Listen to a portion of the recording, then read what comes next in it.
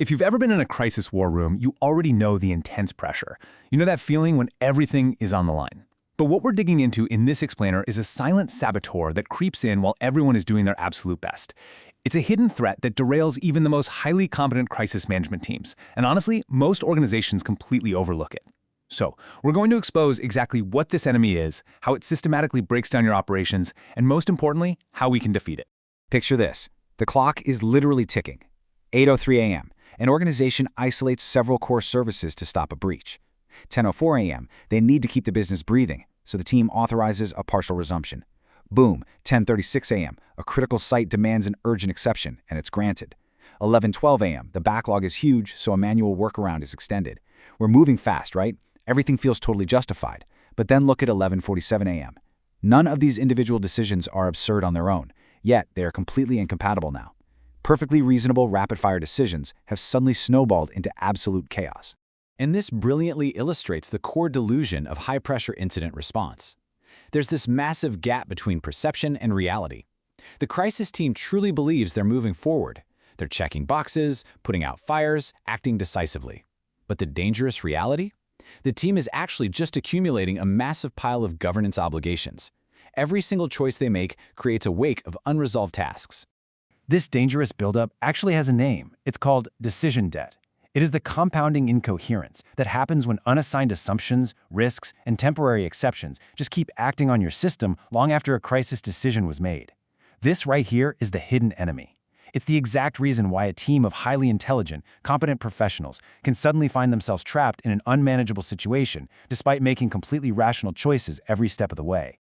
To really understand why this happens, we have to look at the full life cycle of a decision.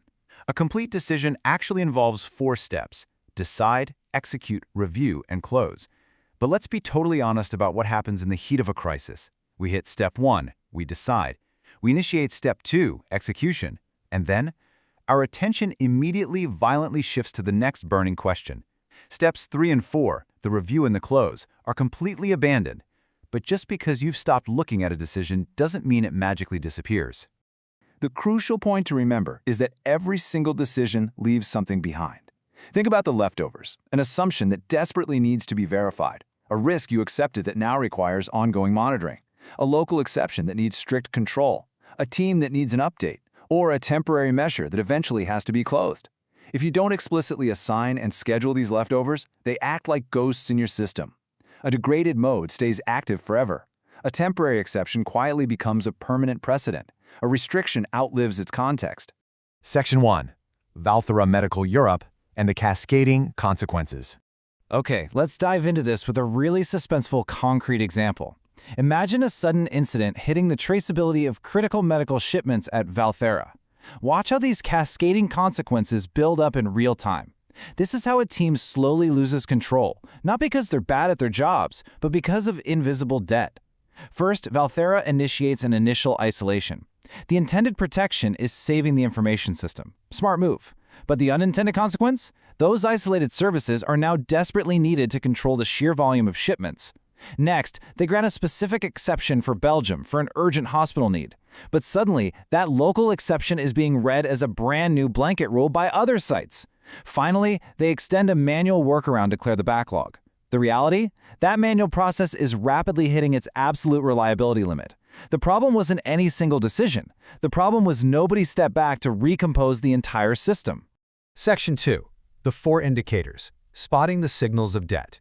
So, how do we prevent a Valthera situation in our own operations? We need a macro-systemic checklist that you can apply immediately in your very next crisis meeting.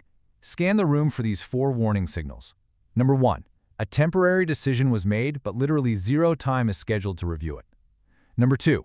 There's an assumption everyone is acting on, but nobody actually owns it or is verifying it. Number 3.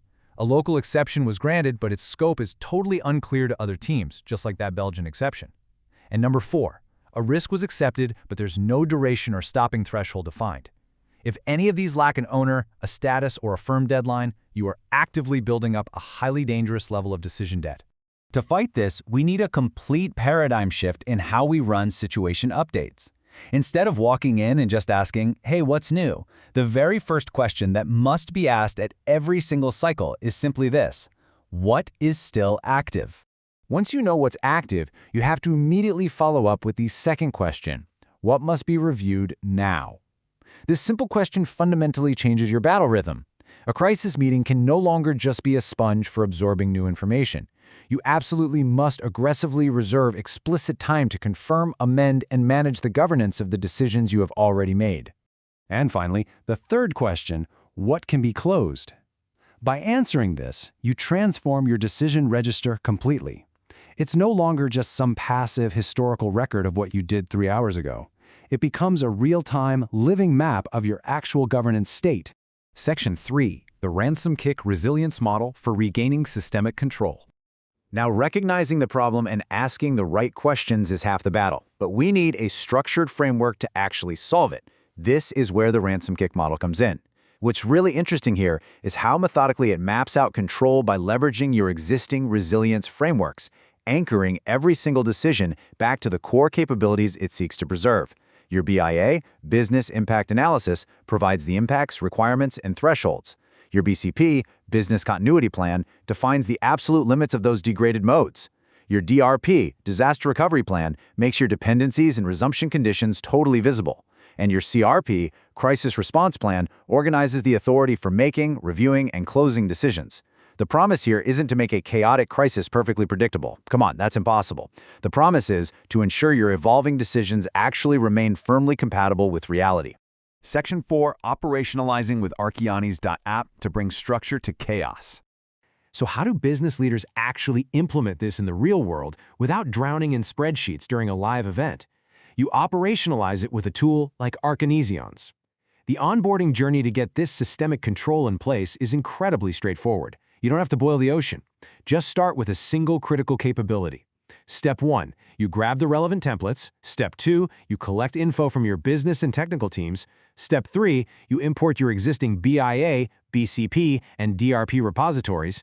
Step 4, the platform gives you a crystal clear visualization of their relationships. And Step 5, you progressively correct any gaps or inconsistencies. It seamlessly maps out your entire ecosystem before the crisis even hits.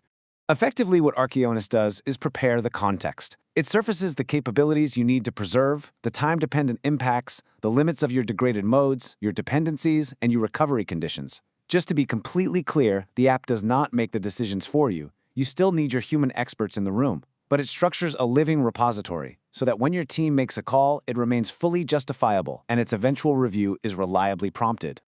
I want to challenge you directly right now. Think back to your last tabletop exercise or your last real incident. Take the last major decision your team made and ask yourself, when was it officially closed? Who verified the assumptions it was based on?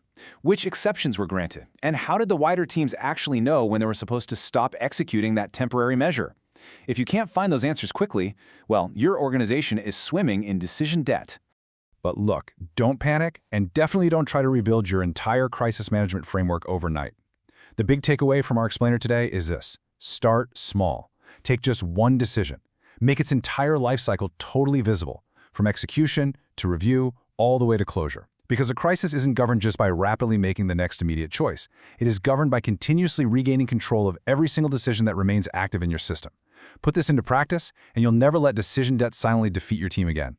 So as you head back to your own operations, ask yourself, are you managing the crisis, or is the crisis managing you?